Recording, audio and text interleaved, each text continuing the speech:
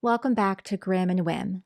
In today's episode, we'll be looking at 4 stories from one of my new favorite subreddits, r/glitchinthematrix. And with all that being said, let's go ahead and get started.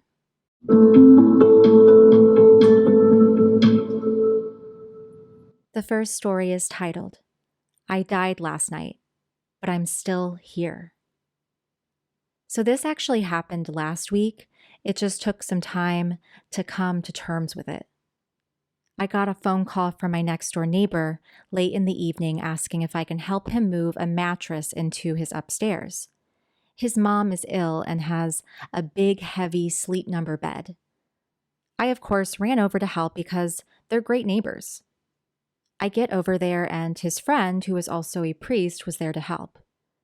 I helped them figure out how to separate the mattress from the bed so that we could fit it up the stairs. We get it all moved up and back in place when my neighbor asks if I can help them move an armoire upstairs too. I think nothing of it, and we pull it out of his travel trailer and start bringing it up the front stairs of his house. This is where I died. The front stairs are 11 steps.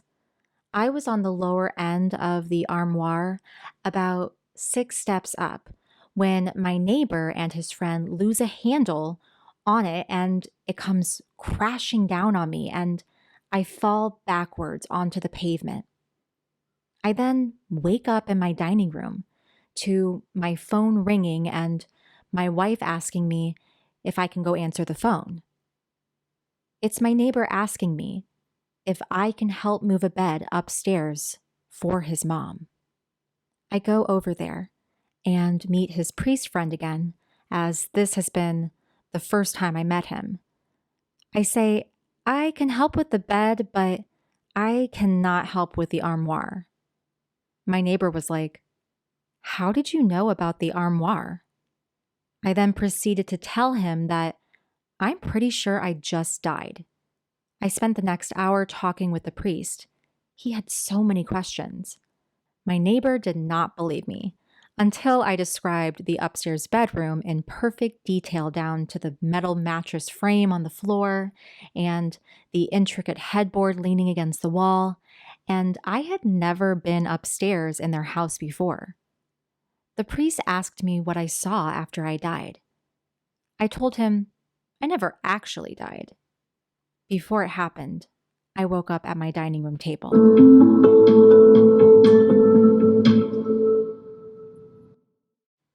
The next story is titled, I Think I Saw Future Me, and She Saw Me Too. This happened yesterday, and it still makes me uncomfortable. I was at the train station on my way back from work when I saw a couple. What drew my attention was the fact that they were speaking my language, so I looked at them. The woman was built and looked exactly like me, and I don't have a very common appearance for the country that I live in. But she looked about a decade older, and the man was an aged carbon copy of my current boyfriend. But what really set my creepy radar off was the following.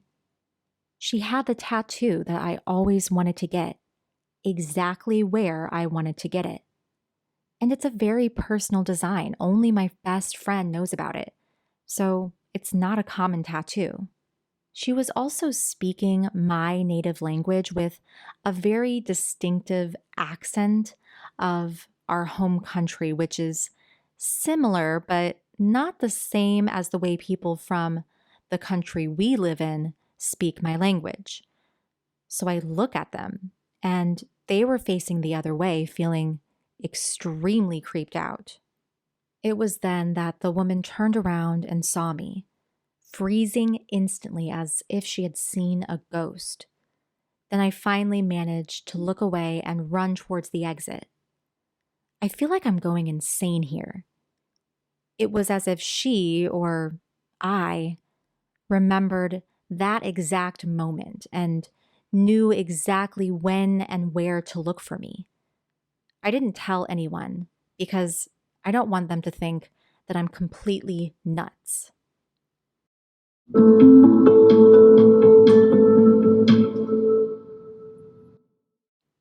next story is titled, Pretty Sure I Slipped in the Shower and Died. I know the story is going to sound weird or crazy, but hear me out. I'm not too familiar with this subreddit, but a friend of mine who's always talking about metaphysics, the Twilight Zone, simulation type stuff, loves this sub and keeps telling me to post this. In fact, no doubt he'll read this. Anyway, here's my story. 2 weeks ago, I was about to get ready for a party that was at 6.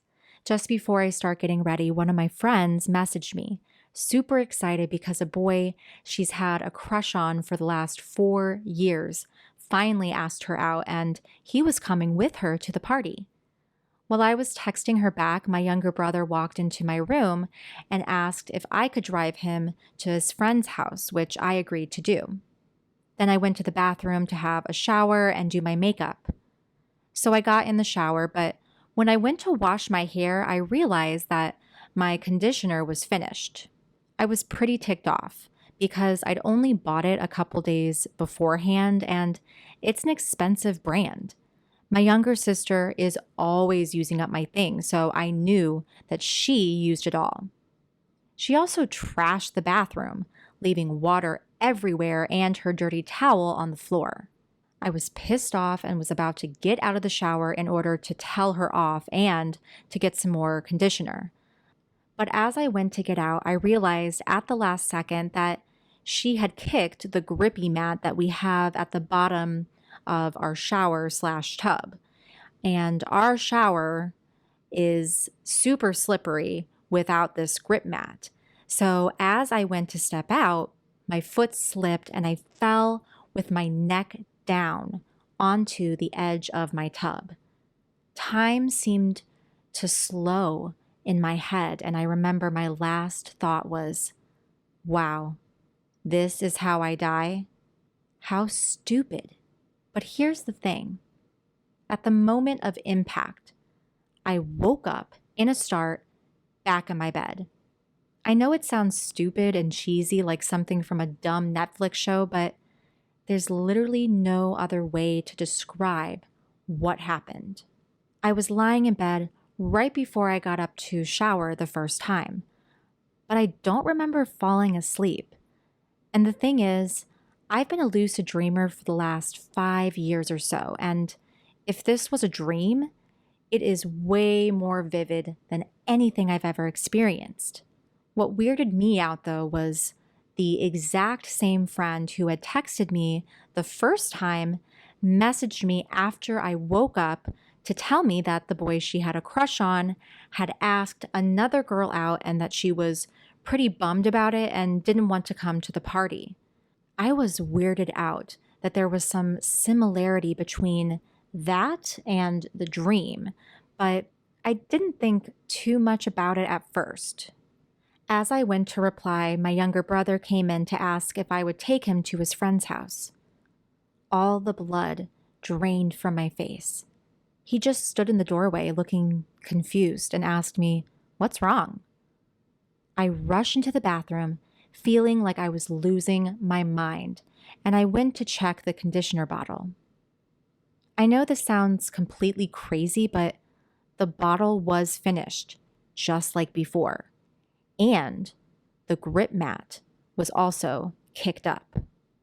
At this point, I went to lie back down in bed and I texted my friends to tell them that I wouldn't be going to the party. I feel like a lot of glitch in the matrix stories are very much either premonitions or deja vu. And I am the type of person who gets deja vu quite a bit. I don't know if it's just my memory's not so good. I do have ADHD. And so sometimes I'll be doing things and not realize I've already done them. And a lot of times when I'm walking into a room, it's as if I've walked into that room before. The people who are in there sitting the way that they were sitting, they're doing the same things. I start to say something, and the person who says something back to me, I realize we've had this conversation before, and it's just such a weird phenomenon, deja vu.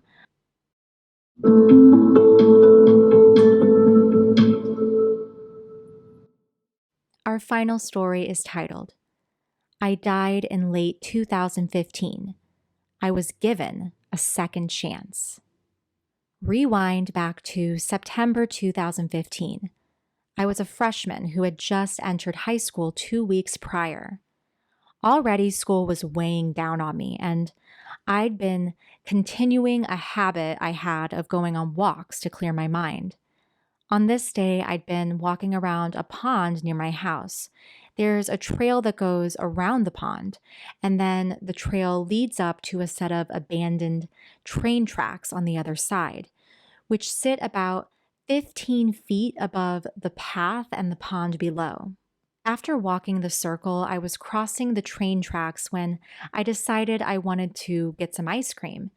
The fastest way to get to the ice cream shop was to take the path below the train tracks. There isn't any way to cross the pond without going all the way back around, and being 14 years old, I decided that I could just jump from the tracks onto the path below and just keep walking. Looking down from above, it didn't seem to be that far of a jump, so that's what I did. The next thing I remember is being half conscious in an ambulance. Everything was extremely blurry, and the paramedics sounded slightly panicked. I wasn't able to move either of my legs, and I think they were both broken. This scene continued on for a few minutes until we arrived at the hospital and I was wheeled into the emergency room on a stretcher. I only had a few minutes in the emergency room before I eventually lost all consciousness, and that was the last thing I saw. After I had been unconscious for what felt like about an hour, I opened my eyes and I was on the ground. I just hit the ground after jumping. But this time, I was fully conscious and I hadn't noticed this before I jumped, but there was a car parked watching me. I think they thought I was attempting suicide, and it probably looked that way. The people in the car had jumped out and called an ambulance for me. The ambulance ride had been the exact same as it was the first time, and I was put into the same emergency room that I had died in before. The only difference between the two events were that I was fully conscious this time and my injuries were much more minor. I was discharged from the hospital the same night with only stitches in my lip, a slightly fractured jaw, and a mild concussion. For a while after this, I assumed that the first scenario had just been a weirdly coincidental dream that I had had while I was unconscious. So I didn't consider it anything abnormal. It wasn't until a few weeks after when my mom told me that the people who had helped me said that I had been conscious the entire time. I hadn't even been knocked out after hitting the ground or anything. So that entire scenario managed to happen in the few seconds it took me to hit the ground while I was still conscious. Anyways, I'm not very good at describing things, especially with how blurry this day was, now that it was years ago. But I'm 17 now, and I still have no way to explain what happened that day, other than I died and was given a second chance. Thank you so much for joining me. It's goodbye for now, but I hope to haunt you again soon.